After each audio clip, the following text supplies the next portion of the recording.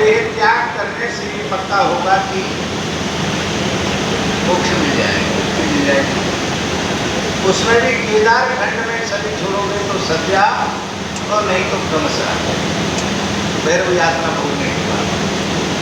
अब अयोध्यावासी सुन रहे कान खोलकर, भगवान शंकर कह रहे हैं जीवन में एक बार, महाराज जी जीवन में एक बार एकादशी तिथि पर आकर शरीर की स्नान कर ले, उसका संस्कृति के चक्र से छूटना निश्चित है। मरे जहां चाहे वहां मरे, जहां शरीर का प्रारब्ध हो, पर एकादशी को अयोध्या जी में आकर शरीर जी में स्नान कर ले तो उसकी मुक्ति पक्की, वो भटक नहीं सकता है।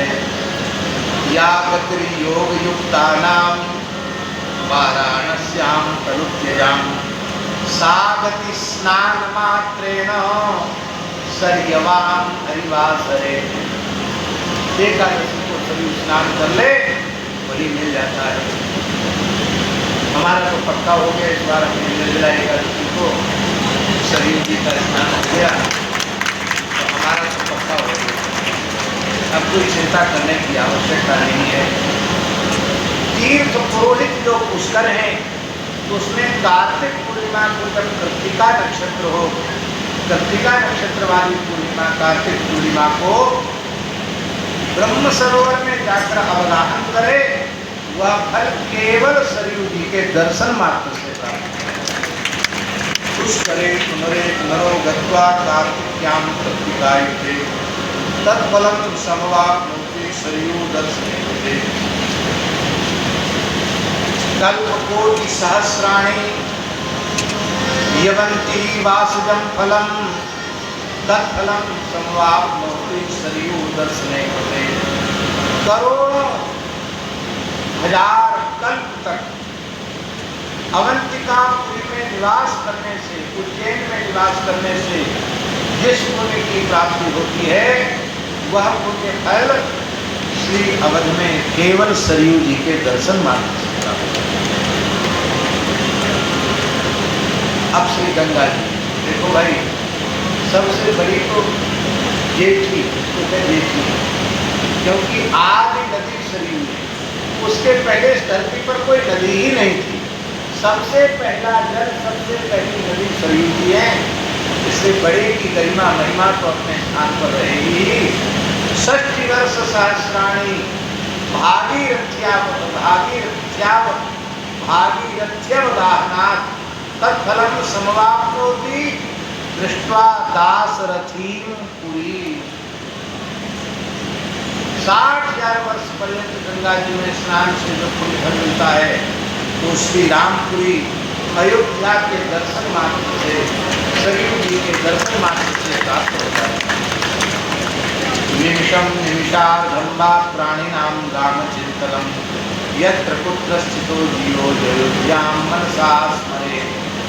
कहते हैं एक निमिष फल गिराने का अथवा आधा निमिष भी श्री राम जी का कोई चिंतन करता है, मन से अयोध्या जी का स्मरण करता है, उन्नतस्य पुनरावृत्ति कल्प कल्पांतर तथैरपि। सैकड़ों कल्पों में भी उसकी पुनरावृत्ति नहीं होती है। क्यों? बोले जल रूपेण ब्रह्मैव सरयू मोक्षदाता। जल रूप में सरयू की साक्षात परब्रह्म है और ये मोक्ष सदा सर्वदा मोक्ष का सदावत बांटने वाली है। नैवात्र कर्मणां भोगो राम रूपी रूपो भवेंद्रा। यहाँ मरने वालों को कर्म फल का भोग नहीं है, तो राम जी के स्वरूप को प्राप्त कर लेता है। तो हमारे जी यहाँ तक लिखा हुआ है, मनुष्य की नहीं, पशु पक्षी मृग आदि ये पाप योनि भोग योनि है। ये जीव भी यदि अयोध्या जी की सीमा के भीतर अपने देह का त्याग कर दें, तेज मुक्ता दिवम यान्ति मम वाक्य संतया। भगवान शंकर कहते हैं मेरा वाक्य है, ये मुक्त हो जाते हैं, इसमें किसी प्रकार का कोई संदेह अवध चलेगा नहीं। संसार बोलो भक्तवत्सल भगवान की सरयू महारानी की जय। कम से कम एक सरयू जी की बधाई गा लेते हैं। पूर्ण ब्रह्म सनातन कहिए सरयू वेद बखान। पूर्ण ब्रह्म सनातन कहिए सरयू वेद बखान। पूर्ण ब्रह्म सनातन कहिए सरयू वेद बखान। पूर्ण ब्रह्म सनातन कहिए सरयू